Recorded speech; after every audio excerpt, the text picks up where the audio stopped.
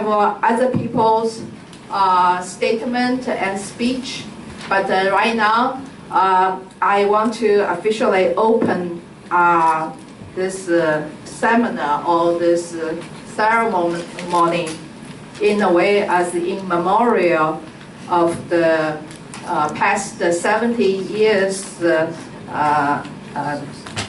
Chinese people who are suppressed and murdered by the Chinese Communist regime. So for this occasion, I want to speak a few Chinese words to welcome most Chinese here. Some of them come from very far away, Los Angeles and San Francisco and New York, and I know Seattle, and the others, from Washington D.C. And those people are all very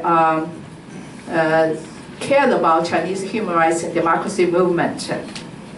Again, I should introduce myself. My name is Xiping Huang. I'm the executive director of the Wei Jingsheng Foundation. We are the one, along with other organizations, who sponsor this event today. 总而言之，谢谢大家到这里来。那么我们这里有一个中英文的这个program 和简短的魏金生先生的开场白。如果你们还没有拿到需要的话，你们可以尽快拿到。除了个别的细节的变化，那么我们大概就是这样一个讲话的程序。每个人呢，每个讲话人呢是基本上是5分钟，不超过5分钟。然后呢，也欢迎其他的这个朋友，总之就是说参与。我们现在正式开始。So anyway, now we officially started the program. We should pay the moment of silence to the 80 million of Chinese who died during the past 70 years of the communist regime. So let's stand up and stay for 1 minute of silence. 大家起立，默哀1分钟。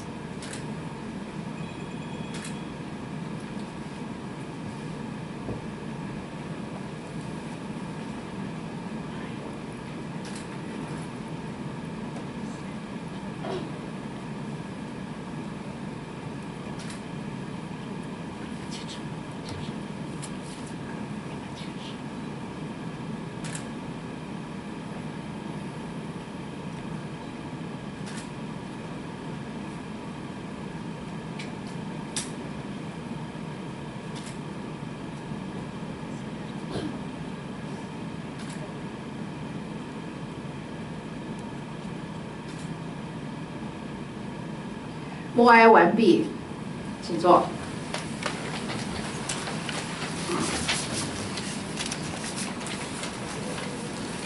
下面这个今天的这个研讨会叫做中共70年罪恶的这个研讨会呢，我们先由魏金生先生致开幕词。This 70 years of criminal communist rule in China seminar should have an opening remark by Mr. Wei Jingsheng.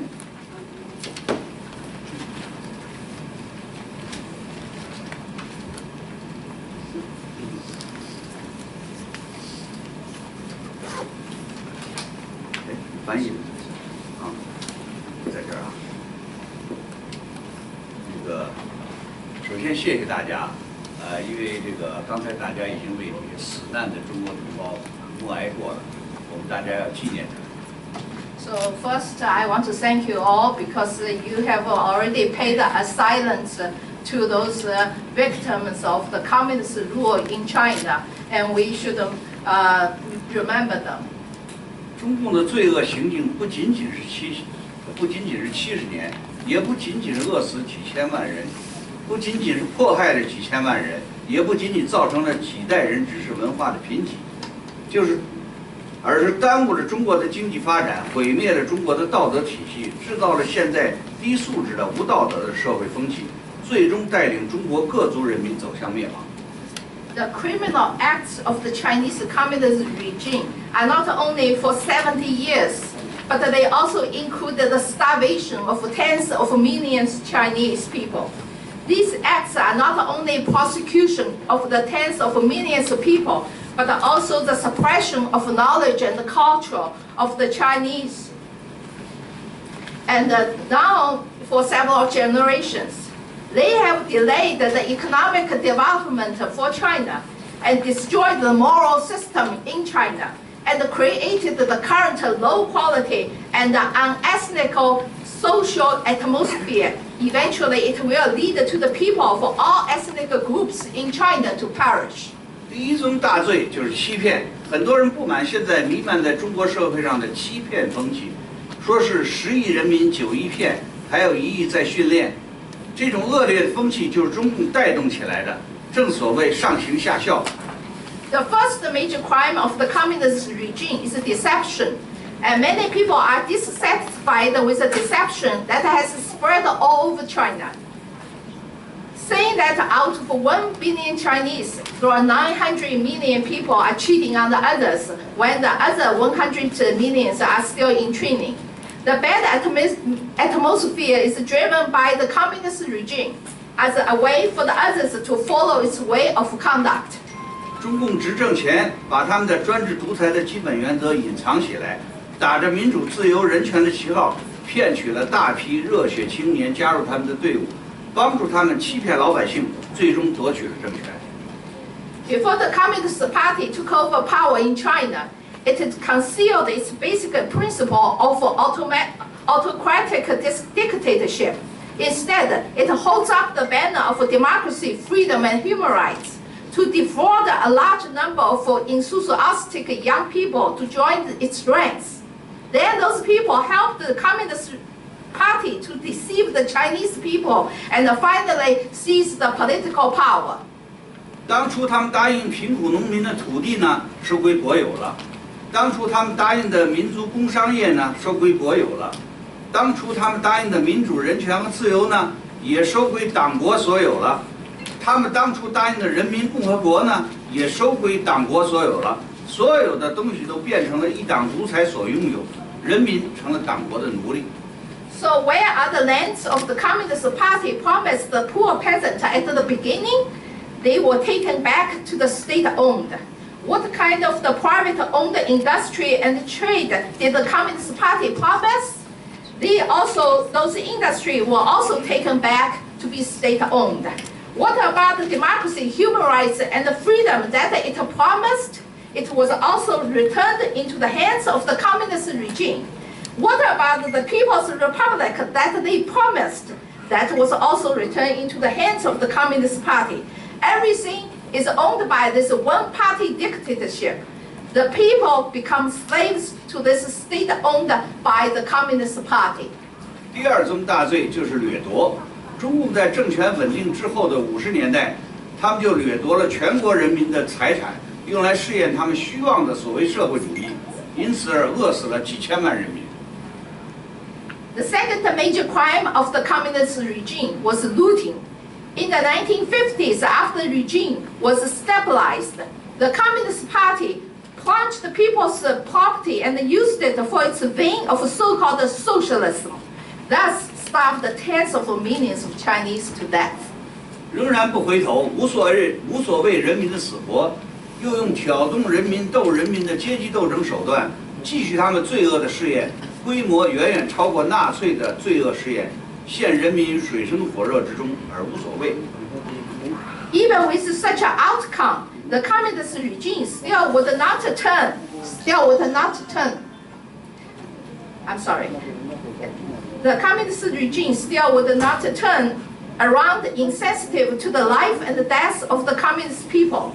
It continued its trial of sins by using the means of class struggle to incite some people to fighting against the others.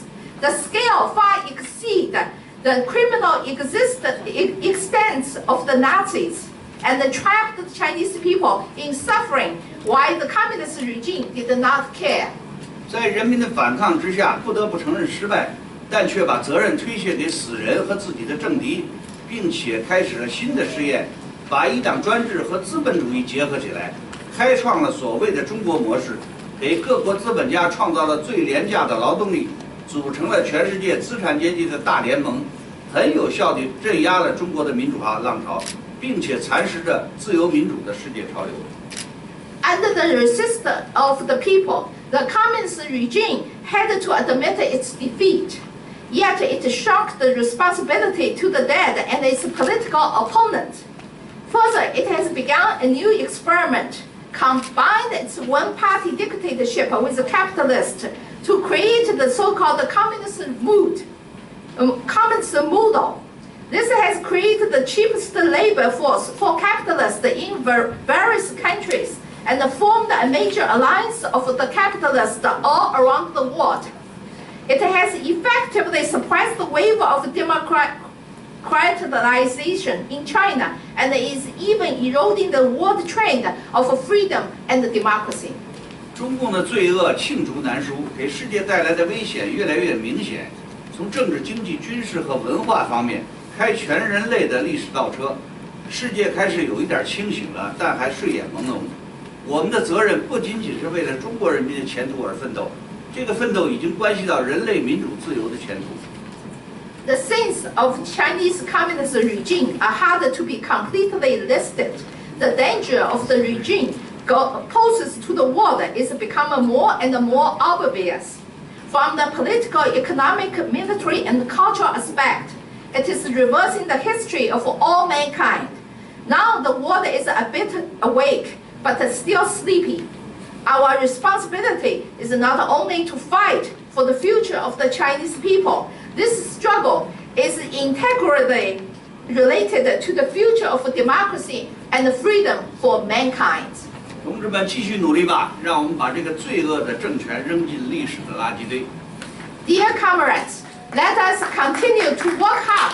Let us throw this sinful regime into the garbage of the history.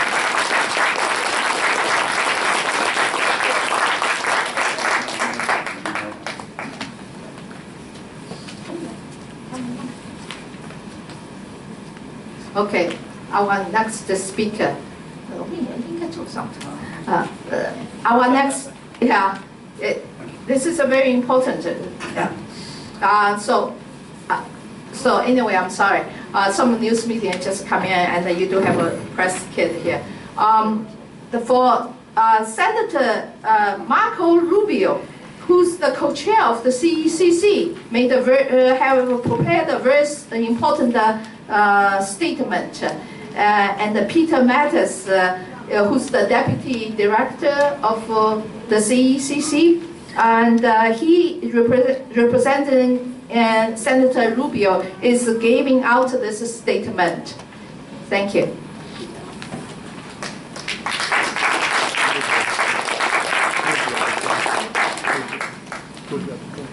She said, I'm the Deputy Staff Director at the CECC and appointed by Senator Rubio, and in his place today I'm reading a statement that was prepared. So at this time, we mark the 70th anniversary of the People's Republic of China. I say mark because this cannot be a celebration.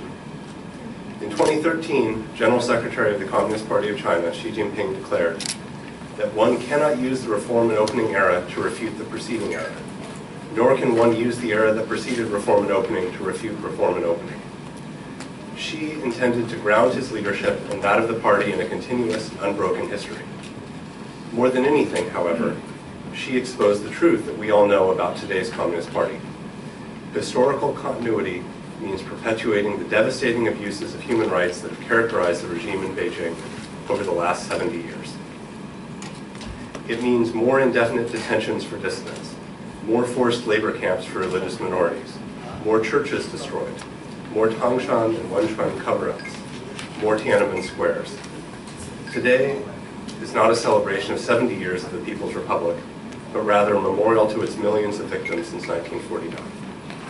This is the legacy of terror and tyranny that Xi and his peers continue to embrace. It's also the legacy that Beijing's leaders today seek to spread worldwide. No longer can Americans look at the tyranny that Xi inflicts on mainland China and feel some small relief that at least would not be coming for us. No longer can we operate under the delusion that inviting the Communist Party into our liberal international order would, over time, moderate the party's behavior or encourage a transition into Chinese democracy. We could have welcomed a China that was prosperous and just, a China that cares as much for civil society as state power. And we would still welcome that China. The Chinese Communist Party and its People Republic, however, have held fast to a different idea and a different future. As we have woken up, we know that the Communist Party of China seeks a long-term struggle between their system and ours, sees a long-term struggle between their system and ours as inevitable. To just take an example, in a recent address, Huang Qifan, a former Central Committee member and the recently retired Vice Chair of the National People's Congress Financial and Economic Affairs Committee, invoked Mao and urged Chinese business people to shed their illusions and prepare for struggle. China is the rising power, Huang insisted, while the United States is the aging hegemon. Quote, at this time, the socialist road with Chinese characteristics is obviously more competitive than the US economic system, he declared.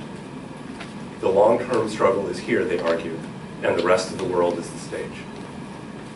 We are already seeing what the communist legacy of terror looks like when converted into Xi's China solution and packaged for export worldwide. China's corruption reinforces corruption abroad. Mass surveillance gives unstable authoritarians new tools to suppress dissent and free speech. China's tech companies reshape data flows and discourse within the party's self-centered interests and power. The party's racial policies, embedded in the idea of the great rejuvenation of the Chinese nation, call upon Chinese people, regardless of citizenship, to serve the party's China, dismissing civic identity in favor of race. The situation is urgent. Too many countries swallow the poison pill of ever-deepening economic and technological entanglement with China because of a sense of inevitability. Only later do they fully realize the true cost to their long-term economic vitality, values, and security. But today's is the same People's Republic that killed tens of millions of people in the Great Leap Forward. The same one that calls for ideas, but imprisons those who speak up, whether in the 100 Flowers movement of yesteryear, or the negligent spread of AIDS, food safety, and legal defense today. There is no excuse for having illusions about that. We have 70 years of grim testimony. Thank you all. Thank you for all you do to spread this awareness and to fight against this evil. 谢谢大家. Thank you, Peter. This is a very, very important message. So forgive me, I do want to read the Chinese version of the statement because it's so important. I know someone even doing live broadcast to China. Early this morning, someone was telling me, say, inside China, in northeast of China, he said, look, please do it. I'm so glad that I have been gone through all the trouble, try to know what you are doing. I'm so happy of what you're doing and so happy for you to tell me what the Americans stand and the viewpoint of the American politician like Senator Rubio. And I just want to make a quick reference, such as just 1 week ago, exactly 1 week ago, 7 days ago, and Senator Rubio had a very important speech on the Senate floor, 18 minutes, about the international relationship, especially between United States and China. And at the end, he quoted Mr. Wei Jin-seng's words 19 years ago. It was a warning to United States. And so I just resent the tweet to the Chinese circle. And I was quite shocked. Within 2 days, I got more than 100,000 hits. And more than 600 the hearts, and more than 200 retweets, I'm sorry. And so many comments and in private information. It was great encouragement fooled people, Chinese, especially Chinese inside of China. So forgive me, I do want to read this statement. It's so important. It's such an encouragement for the Chinese to know Americans' stand like Senator Marco Rubio, who's very supportive for human rights and democracy in China. 美国参议员 Marco Rubio 在中共罪恶统治70年研讨会上的声明，2019年9月30日，此时标志着中华人民共和国成立70周年。我之所以用标记一词，是因为这是无法加以庆祝的日子。中国共产党总书记习近平曾于2013年宣称，不能用改革开放后的历史时期否定改革开放前的历史时期，也不能用改革开放前的历史时期否定改革开放后的历史时期。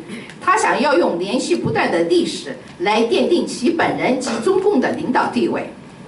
然而，习近平的如意算盘恰好揭露了当今关于中共众所周知的真相。历史的连续性意味着70年来中共政权的特点就在于不断的肆无忌惮的践踏人权，这意味着对异议人士的更多无限期拘留，对信教的少数民族更多的强迫劳改营，摧毁更多的教堂，更多类似于唐山和汶川的事实掩盖，更多的天安门广场的屠杀。今天不是要庆祝中华人民共和国成立70周年，而是要纪念1949年以来以数千万计的受害者。这就是习近平及其同僚继续抱持的恐怖与暴政遗产。这也是当今中国共产党领导人企图向全世界散布的遗产。美国人民不能再目睹习当局在中国大陆施行的暴政而心存侥幸，以为这毕竟不会发生在自己身上。我们不能再继续幻想，以为通过邀请中共加入我们的自由国际大家庭，假以时日，就会使该党的行为变得温和，或鼓励其向中国民主制度过渡。我们本可以迎来一个繁荣而公正的中国，一个在注重国家权力的同时且关爱公民社会的中国。我们依然欢迎这样的中国。然而，中国共产党及其人民共和国顽强却坚持了不同的理念和未来。在觉醒后，我们了解到中国共产党认为其体制与我们的制度必将有长期的斗争。前中共中央委员会委员、才退休不久的全国人大财政经济委员会副主任委员黄奇帆，在最近的一次讲话中曾引用毛泽东的语录，督促中国企业界丢掉幻想，准备斗争。黄奇帆坚持认为，中国是崛起的大国，而美国却是垂老的霸权。他宣称，在目前中国特色的社会主义道路显然比美国的经济体制更有竞争力。他们坚信，长期斗争已经打响，战争就是中国境外的其余事件。共产主义的恐怖传统在转化为习近平的中国方案，并打包向全球出口时，它是什么样子，我们已一目了然。中国的腐败强化了在国外的腐败，无所不在的监控为摇摇欲坠的独裁者们提供了压制异议和言论自由的新工具。中国的科技公司以维护中共的自我利益和权利为目标，重新打造数据流和言论，恰入中国民族伟大复兴思想中的中共种族政策，号召中华后裔无论国籍都要为党国效力，并通过刻意强调族群来摒弃公民意识。时不我待，出于认命的感觉，太多的国家饮下了与中国不断加深经济与技术的纠缠的毒酒。这些国家过后才充分意识到，他们在长期经济活力、价值观及安全诸方面付出了何等的真实代价。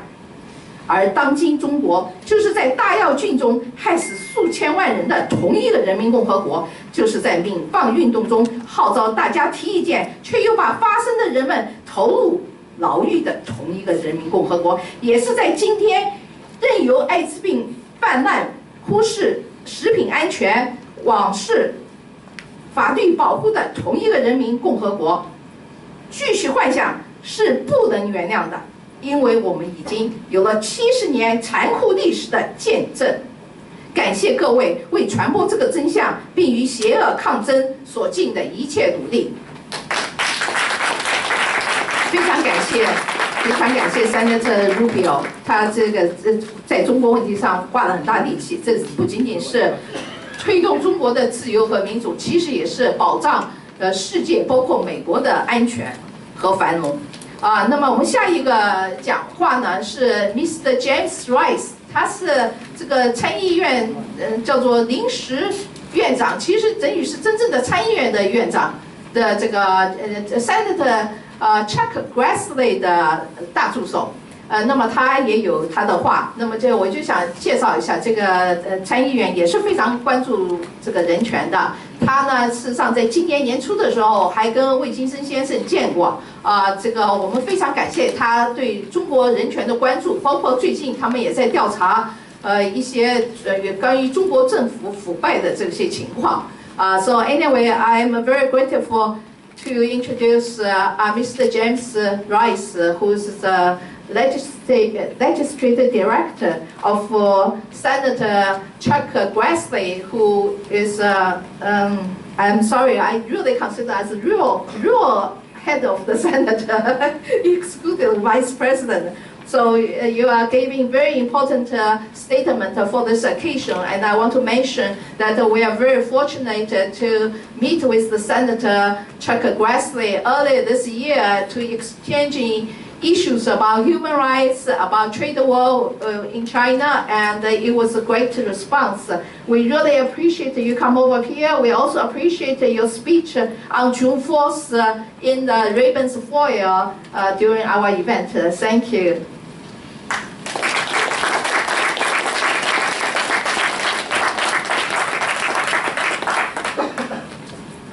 Thank you very much. So what I'm going to say is I've already been addressed to a certain extent. I'm sure we'll hear more, but in short, for a long time, the conventional wisdom has been that as China develops economically, capitalism will grow, and that will lead to democracy. In other words, we thought that China would catch up to Hong Kong. Now the realization is setting in that China is not becoming freer, either economically or politically. Rather, it is trying to exert its malign influence on Hong Kong and throughout the globe. The Chinese Communist Party prefers to do so under the radar, and as Mr. Wei Jincheng said, they use deception. So events like the one today play an important role in bringing the true nature of the Chinese Communist regime out into the light. Thank you. 给一个很快的翻译，因为个别朋友的英文可能不够好，但是呢，我还是翻译一下。而且也是因为有些朋友在这个 live stream to the internet, so I just give a quick Chinese translation, but the English version is official. If it's great, then that's the speaker's credit, but if it's error or not so great, it's my translation fault. Basically, he's talking about for a long time, they hope the China become a democratic. Sorry. 不好意思。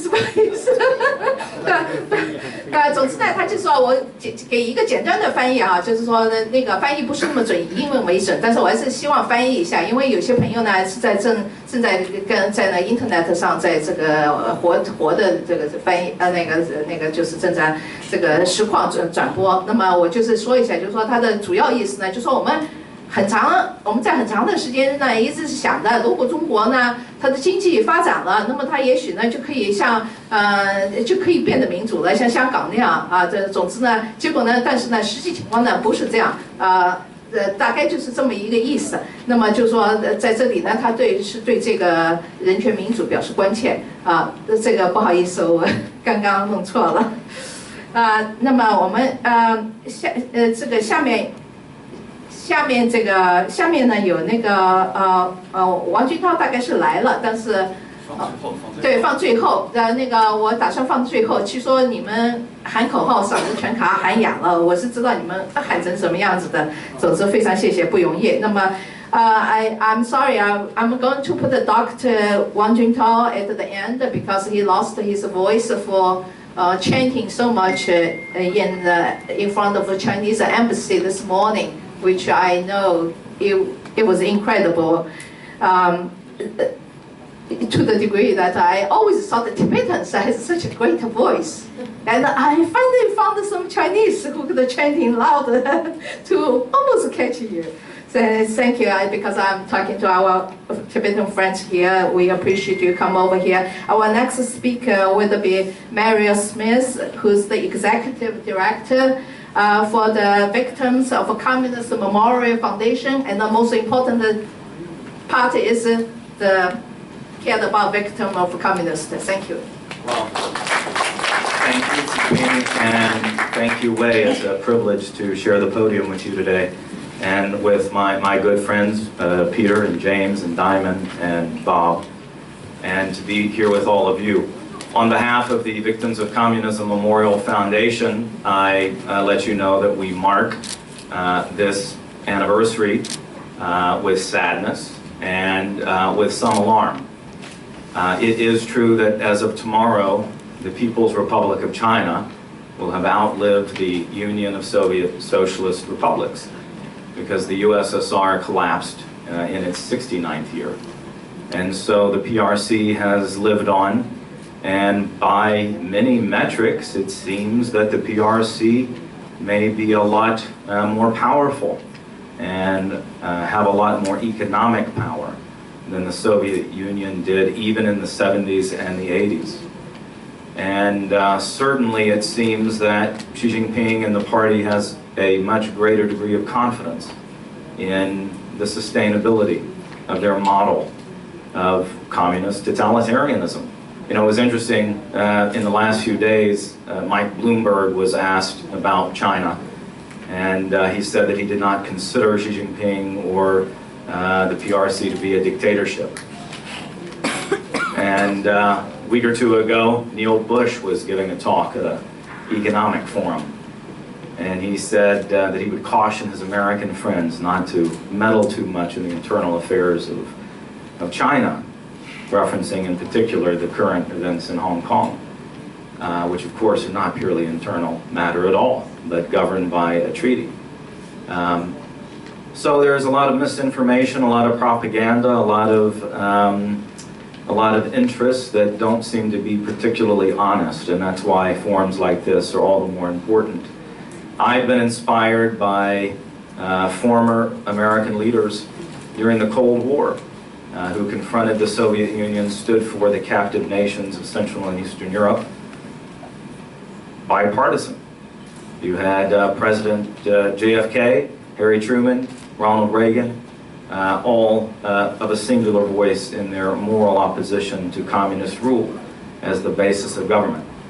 And dissidents like Wei, who articulated a brighter path, a vision for the Chinese people 30 years ago, stood against the party, were inspired by him. But I've got to tell you, I am inspired today by the young people of Hong Kong. I had the privilege in 2014 in October of being there for several days and talking with them, seeing their commitment. And it's remarkable that in the 21st century, they are having to defend their free city against an encroaching, expansionist, single-party communist dictatorship, while many in the West are seemingly blind to the ambitions of the party and certainly not honest about the fact that we can't have, ultimately, democracy and communist tyranny within the same system. And it seems to me that if you look at what is happening in Hong Kong today, there are a lot of similarities, a lot of parallels with the crisis and the uncertain future of West Berlin in the 50s and the 60s. West Berlin became a focal point, a front line in a civilizational conflict between the United States and the Soviet Union, and we strengthened our moral resolve and recognized that the Soviet Union had been lying since Yalta. They were not going to respect the promised elections that they were supposed to give the peoples of Central and Eastern Europe after World War II. And finally, we said West Berlin is one of those places we'll make a stand, and they can't have West Berlin. It was understood that West Berlin represented more than just the population of that city.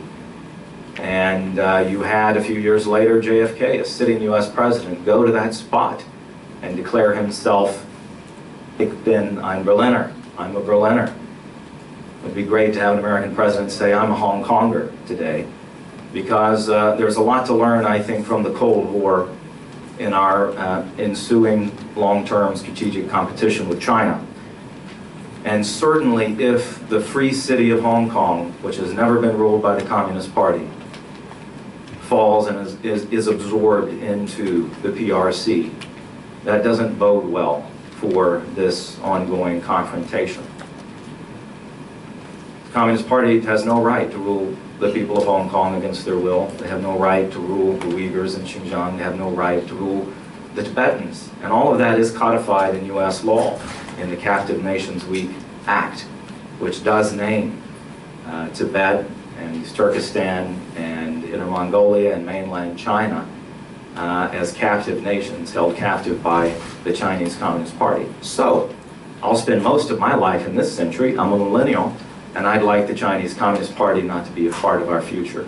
And that's going to only be possible if we, in the free world who have the ability to speak, can make China know that there would be tremendous repercussions if they were to brutally crack down on the protesters in Hong Kong. On Thursday of this past week, we held a forum in Congress, and we had one panel with financiers, Kyle Bass and Bill Browder, talking about some of the ways that the Global Magnitsky Act could be used to sanction, target individuals who are responsible for the human rights abuses in China.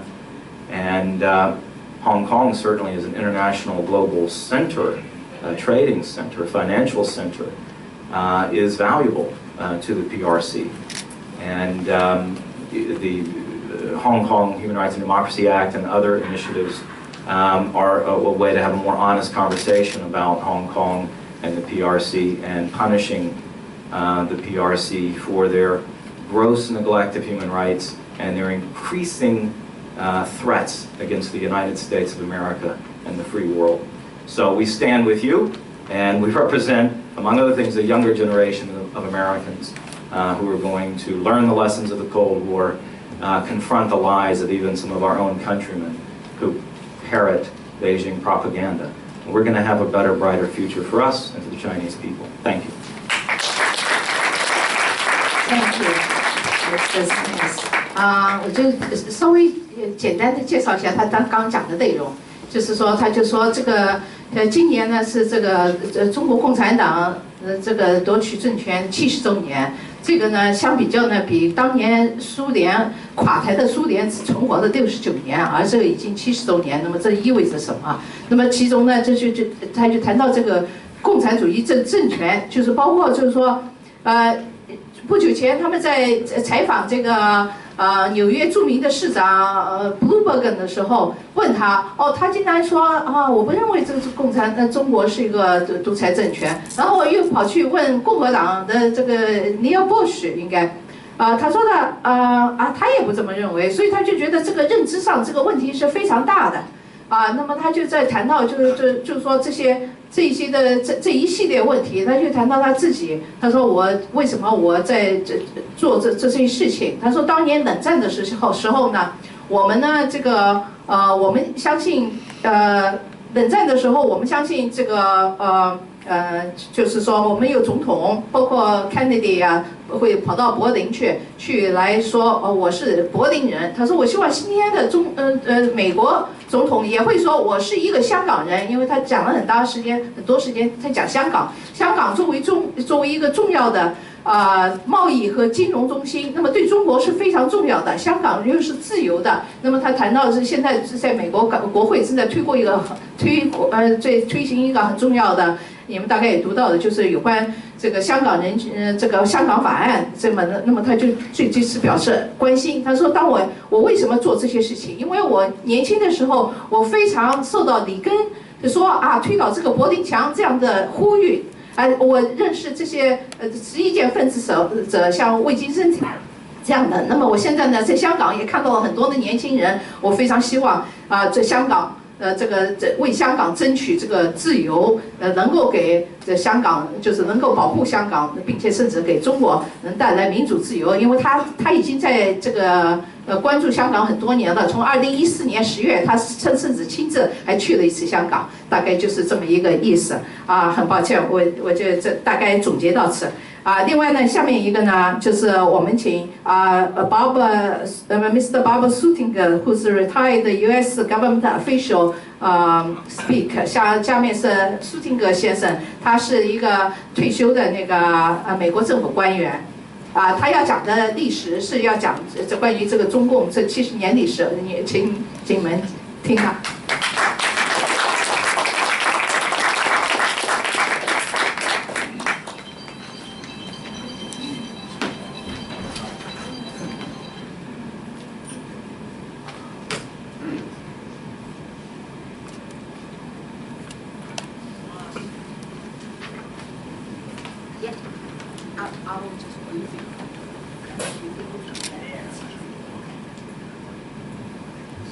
Good afternoon. I'd like to thank Wei Jingsheng for inviting me to speak here today. I am a former U.S. government official, long retired, and now I find myself just a historian. So you should take what I say as the words of a historian, not a government official. Once upon a time, I used to do what are called estimates, which were a prediction of what's going to be happening in such and such a situation. Now I find myself looking at history and finding it much more difficult to predict what history is going to be. But I'm going to take a little bit of a try at both today, so please bear with me.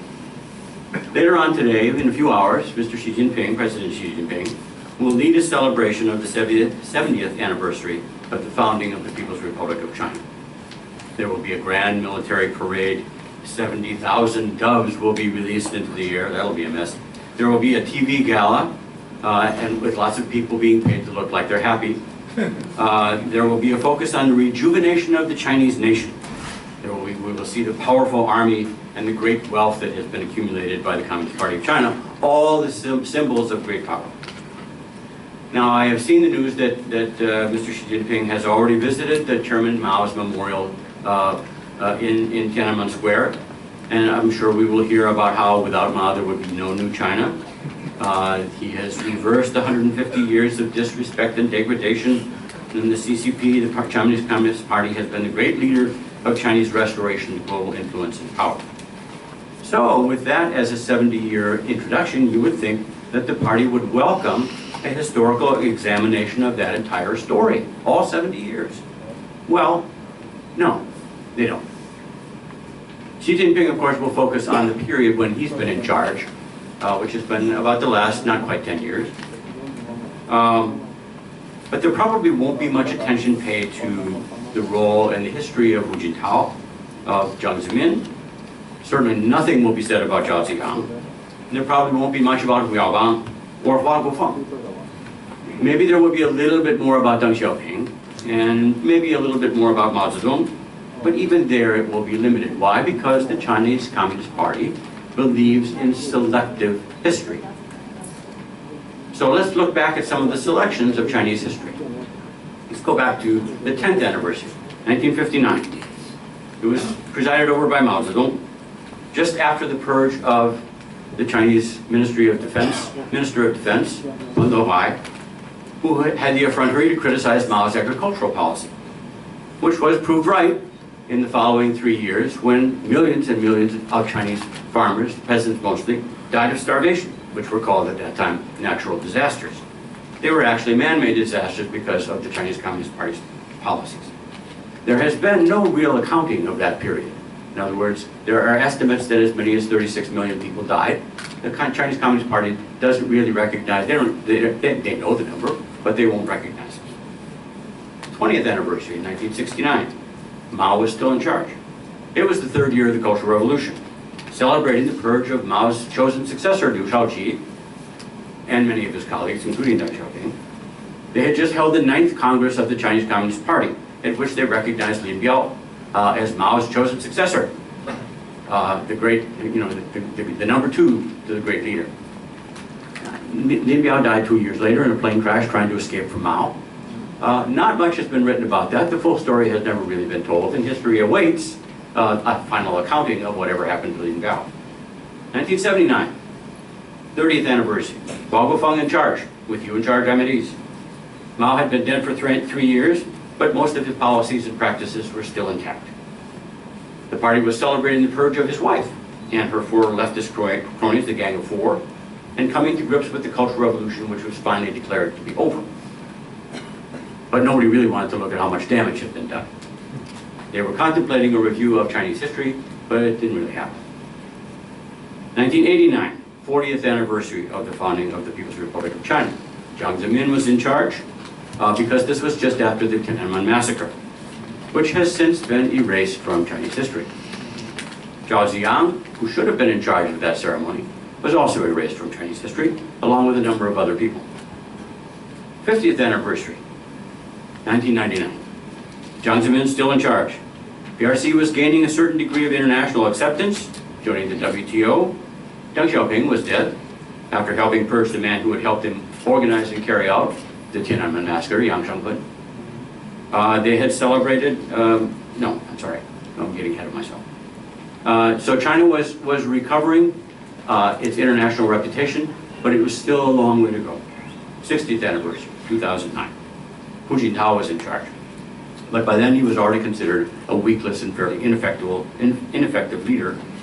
International financial crisis has hit and did a lot of damage to China, causing China to turn on its reforms and begin to undo them, going back to some of the old kinds of state-owned enterprise dominated industrial system, rather than continuing with reform and opening.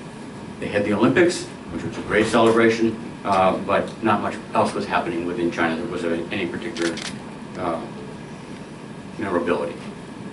So the question that I ask myself as we now look at the 70th anniversary is, why is it so hard to write about the Communist Party's history and the People's Republic of China's history? And I'll give you a very quick answer, because I know I'm going over my time.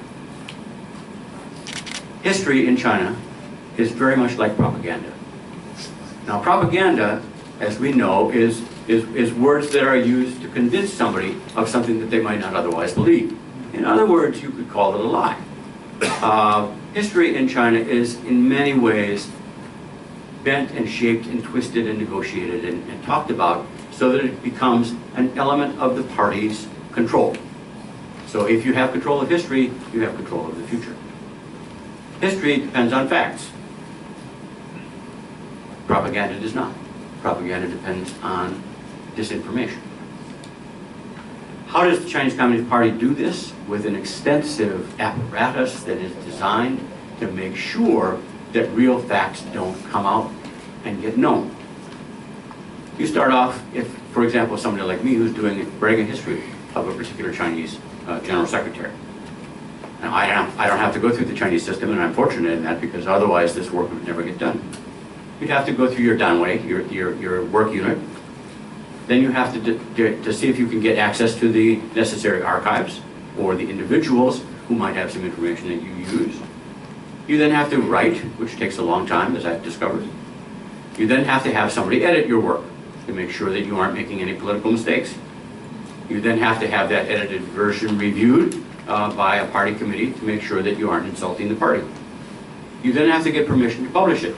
In China, even members of the Communist Party cannot get the Communist Party to publish their work because it has some certain accuracies that need to be dealt with. Then you have to get it printed. And of course, that is also problematic, and you have to make sure that you make your arrangements properly, and then of course you're going to have to get it circulated. Now, at any point in that process, the Chinese Communist Party can and does interrupt it if they don't like what you're doing. Hong Kong used to be the place where many people would go to get their books published, because Hong Kong didn't exercise all those interruptions in the publications process. Now Hong Kong is being strangled.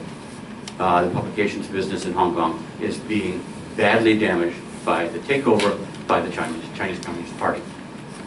So many historians, aside from myself, in China, good, honest Communist Party members are very frustrated about what's happening to the historical process in China because they can't get the information. They can't write the books, can't get them published.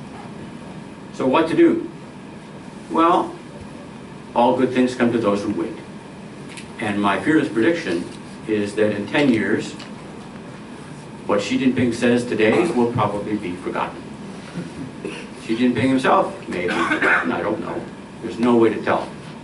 But all of the previous 10-year periods, after the speeches had been given and the words that had been spoken within a matter of a couple of years, they were no longer true. Because in many cases, they weren't true in the first place. Sure. So, what I'm saying is, we mark the 70th anniversary of the People's Republic of China. We don't celebrate it because we don't know if there's going to be another one of these 10-year celebrations to hold. Thank you.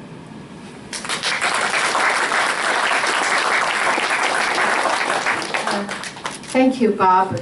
He's a great, I know him personally, he's a great scholar and an expert who on history, especially the Chinese history.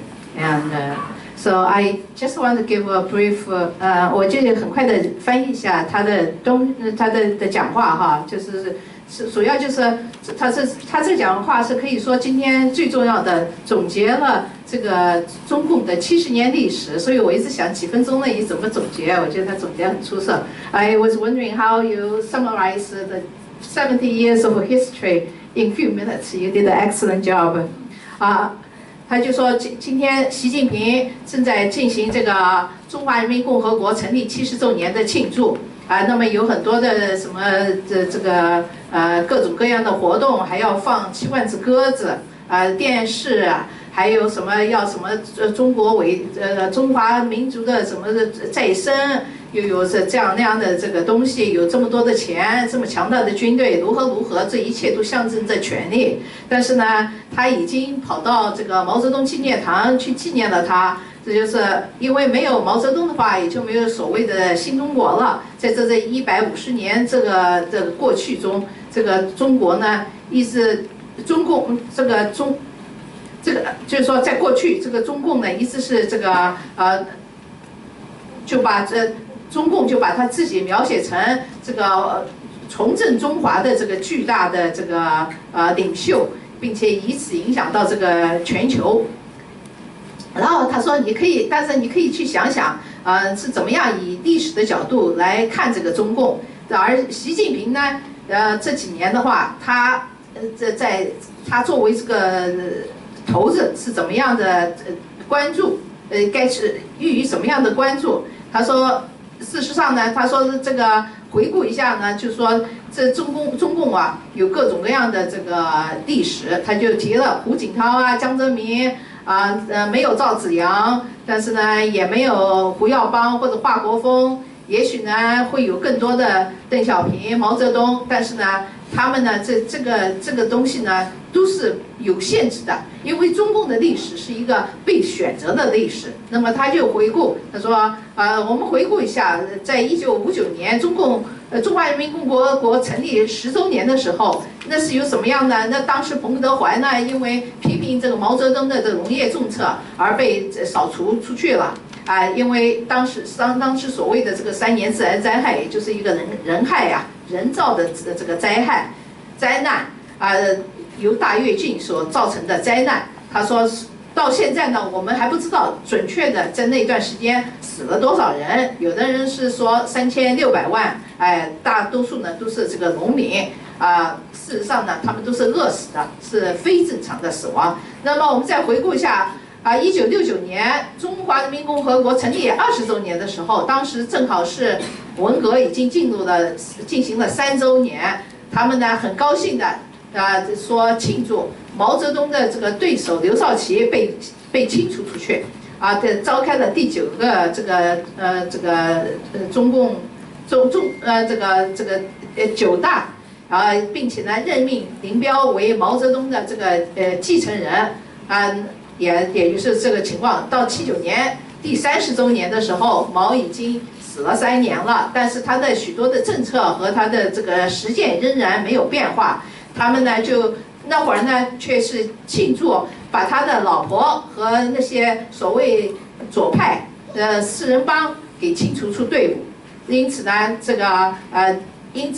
来理解对文化大革命进行理解，以及对中国的造成的危害。这是这个现代的所谓这个中国共产党的历史。到了1989年40周年的时候，正好是60大屠杀之后。那么在那里呢，这个整段历史已经被从中华人民共和国的历史上给驱逐出去了，而赵紫阳和其他那些人也一样的被从历史中被抹去了。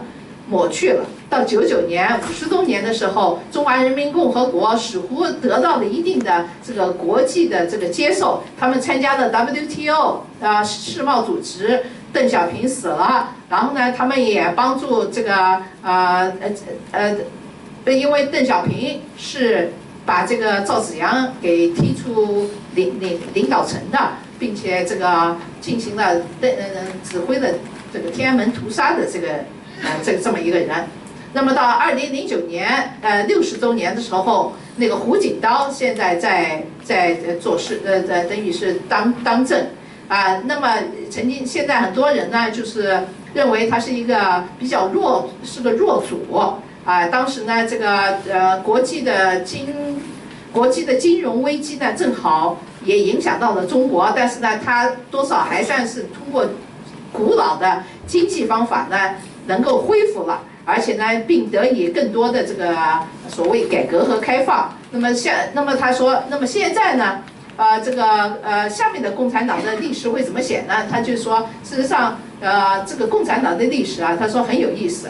所谓历史呢，是一个真实的东西，而这个共产党呢，事实上就像回应魏先生刚刚说的，共产党呢的历史呢，它是靠欺骗。那么这个历史这个真相和欺骗，他们之间是有矛盾的。那么他就谈了一些这方面的东西。他作为一个，事实上，我认为鲍勃是一个非常学者型的人物，他做事情非常认真。他在比方说像胡耀邦诸如此类问题上的了解，那世界上没有几个人可以跟他比的哈。对中共的了解也没有比。我想说一下，做一个评论，他这篇东西有一个很有意思的部分，就是事实上他说为什么有的人名字所谓历史留下来了，甚至被美化的更好，而有的人就压根像赵紫阳、胡耀邦等于完全消失了。其实他所说的这70年的中共的历史，我的理解就是中共的内斗的历史。他不仅对外压迫中国人民，他事实上连自己的同胞，连自己中华人民共和国主席刘少奇，他都能被迫害致死。你说在这么一个国家，又有什么人权可以对小老百姓来说有什么人权和民主和自由可言？所以我觉得 Bob 这个总结是非常出色的，非常谢谢 Bob。I think that Bob you had an excellent summary of that. Thank you. Our next speaker will be Buchung Chairen. We know each other for more than 30 years.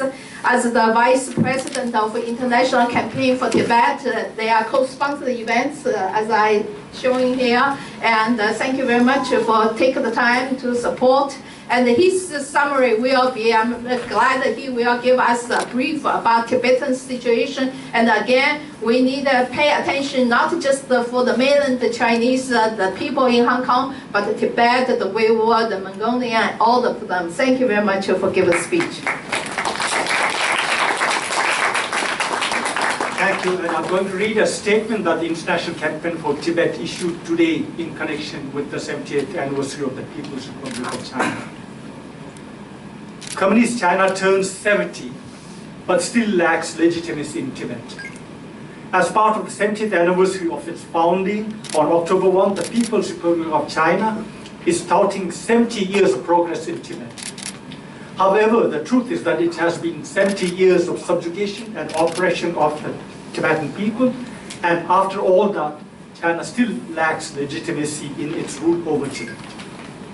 Both the provisional constitution called the Common Program of the Chinese People's Political Consultative Conference adopted in September of 1949 and the subsequent constitution of PRC boast of providing communities like the Tibetans the freedom to preserve or reform their own ways and customs, use and develop their own spoken and written languages.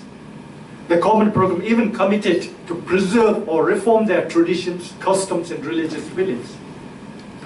Following the establishment of the PRC, Beijing announced its intention to take over Tibet. Subsequently, in 1951, it forced the Tibetan side to sign the 17-point agreement that established a new framework of Tibetan-Chinese relationship. As we are going through this process in Hong Kong right now, that 17-point agreement in 1951 was, in fact, the first one-country, two-system strategy that the Chinese communists adopted, and because the world failed to pay enough attention to Tibet today, we're seeing the situation in Hong Kong today. Despite its controversial signing, the agreement did specify that the then Tibetan government's decision-making over religion, language, and political institutions would remain intact in exchange for its acceptance of Chinese sovereignty. Nevertheless, China itself violated this agreement in subsequent years, culminating in the Tibetan National Uprising in 1959, and the Dalai Lama was forced to seek refuge in India in 1959. As early as March 10, 1961, the Dalai Lama said in a statement on the second anniversary of the Tibetan National Uprising Day, and I quote, "The communists are today forcing what they call reforms down the throats of our people. I have given careful consideration to these so-called reforms, and I have come to the conclusion that at the end of the reforms, the Tibetan people will be reduced to the state of mental and economic serfdom." Unquote. Today, the conditions of Tibet and the Tibetan people have become as predicted in 1961 by the Dalai Lama. Destruction has been unleashed on Tibet's monastic and cultural institutes and environment. The Tibetan people's tradition, culture, and religion have been destroyed, and their human rights are consistently violated. Since China's invasion and occupation of Tibet, successive Chinese leaders have failed to understand and address the underlying grievances of the Tibetan people. If China really wants to show maturity and become a responsible member of the international community, it should have the courage to address the political problems in Tibet and respond positively to the Dalai Lama for a mutually beneficial negotiated settlement through the middle way approach. Since the mid-1970s, the Dalai Lama has been promoting this approach, which takes into consideration the interests of both Tibetans and Chinese, and calling for a resolution of the Tibetan issue within the framework of the PRC. Chinese leader Deng Xiaoping had said in 1979 that other than the independence of Tibet, any other issue could be discussed and resolved. In addition, during the short periods of dialogue between the Tibetan and the Chinese officials over the past 4 decades, the Tibetan side even presented a memorandum on genuine autonomy for the Tibetan people. However, Chinese leaders are not sticking to the commitment made by Deng and have rejected the Tibetan proposals. So, on this 70th anniversary, the International Campaign for Tibet's message to the People's Republic of China is this: the Dalai Lama is the solution, and he's not the problem for Tibet. Thank you.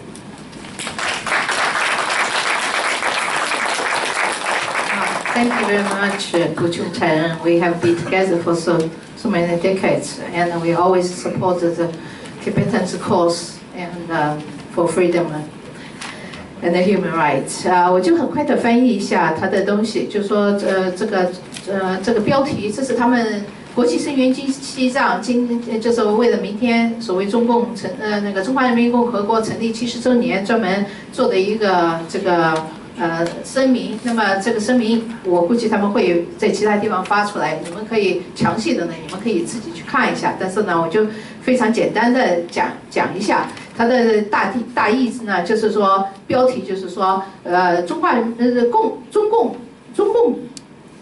共产党中国70岁了，但是呢，仍然在西藏是没有合法性的啊。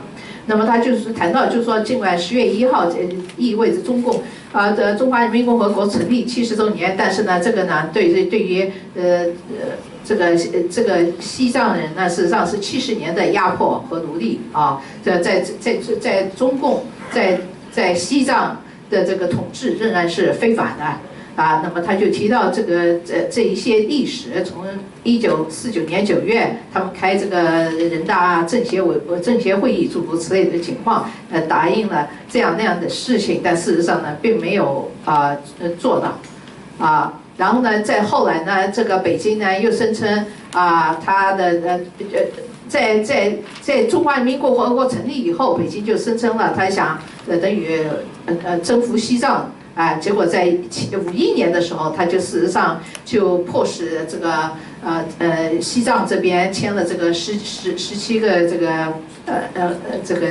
17点这个协约吧。到了来建立一个新的所谓藏汉关系然后尽管这件事情本身就是非常这个有争议的，但是呢人们还是就是总而言之有这种种种的这种想法，在某种意义上，甚至有的人认为是接受了中共的统治如何，但事实上呢就是这样，中国还是违反了这个所谓协议本身因此呢造成了最后1959年3月，这个西藏全国这个的全国起义，而以至于达赖喇嘛不得不逃到不到印度来，就是来避难。那么在61年3月10号的时候，达赖喇嘛也因此呢，就是说就是说过他就说这个就谈到这个中共说的现在呢，他们现在是越来就是等于强迫把他们这个他们的所谓改革来等于塞到了我们的喉咙里，就是强迫的意思。他说那个，所以呢，他说我得认真想想这些东西那么下面呢似乎这些东西会使得我们最后我们藏人变成缺乏这个在成为这精神上和经济上的农奴这是达赖喇嘛的话。那么在后来这个西藏今天的西藏的这情况和西藏民就正是像达赖喇嘛1961年所这个估计的那样这一系列的很糟糕的环境，包括藏人的这个庙宇包括他们的这个文化方面环境方面都受到了很大的影响，藏人的传统文化宗教都被摧毁了他们的人权也不断的被受到侵犯所以呢，因此呢，中国在这个对西藏的这个入侵和占据造成了这些自从中国入侵和占领了西藏，那么所有的这一系列的中共领导人呢，都没有能够理解和真正的这个理解和就是谈到这些藏人的这些非常沉痛的这个现况那么就是他就希望中国呢，如果真正的要变成国际大家庭的一个成熟成员的话，他应该有足够的勇气来谈在西藏的政治问题，并且正面的回应达赖喇嘛的诚意的呼唤包括达赖喇嘛说的这个中间道路从70年代以来，这个达赖喇嘛一直在支持在推行这个中间道路，并且呢认为这对藏人和对汉人都是有好处的，并且希望在中华人民共和国的框架内能够解决西藏问题。但是呢，就像这个中共领导人邓小平在79年时候说到的时候，他就说到有曾经谈过这个问题，他们在过去的40多年来一直有过一定的交流，但是呢，这个藏政府呢也事实上藏人方面也曾经有过这方面的这个备忘录，但是中共领导人到现在都没有实行邓小平当年的承诺然后呢拒绝了藏人方面这方面的这个建议，所以呢，国际声援西藏在这个中华人民共和国70周年这个时候的这个想发出的信息就是说，达赖喇嘛是我们的答案，而不是西藏的这个问题。我就想加一下哈，我就说为什么我们一直邀请藏人和我们在一块儿？其实汉人也是在这个中国共产党的领导下，也是受到了很大的压迫，所以这是为什么我们坚定的与藏人站在一块儿。I want to make my comment why we always feel friends with the Tibetan people because with the Chinese, including the Han race, we are also suppressed by the Chinese Communist Party regime, and we want to go opposed it. We will treat you as a friend. We oppose the regime together. We want democracy, human rights for all of us. Thank you.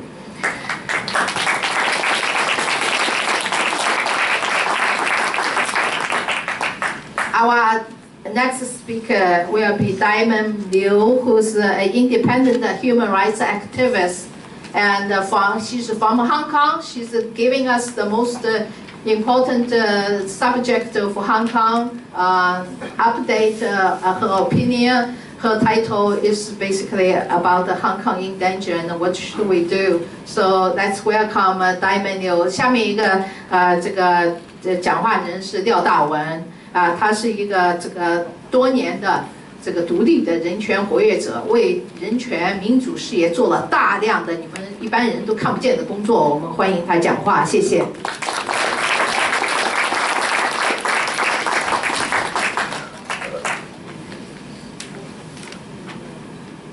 I'm sure many of you are following the news about Hong Kong. Let me just remark on there are many similarities between Hong Kong today and Beijing 30 years ago. Mass protests in both cities were initiated by a challenging faction within the CCP power elite. Lacking democratic procedures, mass protests and mass repression are the norm rather than the exception in how politics is conducted in tyrannies. 2. Protests in both cities quickly escalated beyond the control of the CCP faction that installed the protest leaders, agents, provocateurs. 3. The handling of the mass protests in both cities were complicated and in Beijing's case, it was paralyzed by the ongoing power struggle at the very pinnacle of PRC power structure. CCP leaders in both periods are watching intensively for reaction from the United States, the impact of which Washington on the whole lacks the knowledge to exert purposefully and effectively. 4. U.S. President both 30 years ago and today mishandled the situation. Now, this I have to stand corrected because a week ago President Trump gave a speech at the UN in which he did handle the situation correctly. He was holding the Chinese Communist Party to the agreement they signed in the international treaty. So it is in fact not an internal matter for the Chinese government, but is that they have to be, the international treaty has to be enforced.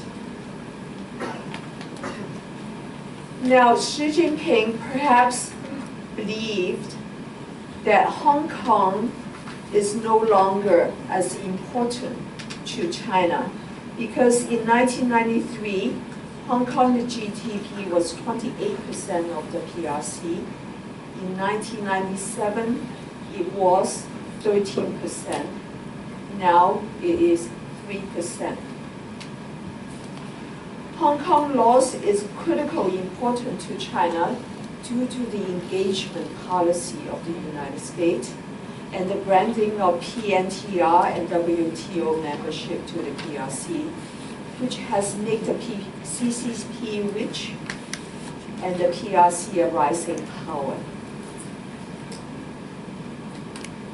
There was a reason Mao allowed Hong Kong to exist when the PRC was founded in 1949. when the PLA could have easily walked into Hong Kong and taken it over. Zhou Enlai led a three-man delegation to reassure the British. Britain, at the time, wasn't about to resist. Deng Xiaoping allowed Hong Kong to remain as it is for 50 years in the treaty that the PRC signed for the very same reason, and that reason still exists, though not as much. Because Hong Kong remained useful to the PRC as an export outlet for low to no tariff, as an escape from sanctions, as a channel to funnel investment into the PRC, as a launching pad for many state-owned enterprise IPO, as a money laundering place, as an intelligence depot. For instance, Jerry Lee, the CIA agent recently arrested, was harbored and paid in Hong Kong, and Edward Snowden used Hong Kong to transit his passage to Russia. And still 40%, in 1997, 40% of foreign direct investment into China came from Hong Kong. In 2017, this has increased to 70% of foreign direct investment came from Hong Kong.